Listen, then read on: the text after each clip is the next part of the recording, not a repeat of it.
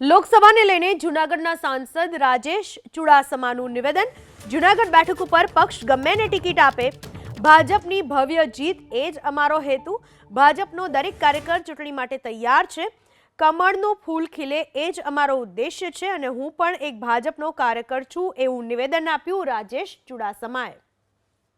લોકસભાના મધ્યસ્થ કાર્યાલયનું આજે શુભારંભ થઈ ગયો છે। આગામી લોકસભાને ધ્યાનમાં રાખી અને આ લોકસભા મધ્યસ્થ કાર્યાલય એક કેન્દ્ર બનવાનું છે અને આગામી કાર્યક્રમો હોય પાર્ટીના કાર્યક્રમો એ આ લોકસભા કાર્યાલયના માધ્યમથી શરૂઆત થવાના છે અને હંમેશા ભારતીય જનતા પાર્ટીનો કાર્યકર્તા એ કોઈ પણ પડકાર સામે પરિશ્રમ કરી અને પરિણામ આપવા માટે તૈયાર છે। અમારા કાર્યકર્તા તરીકે અમારી તમામ તૈયારીઓ છે।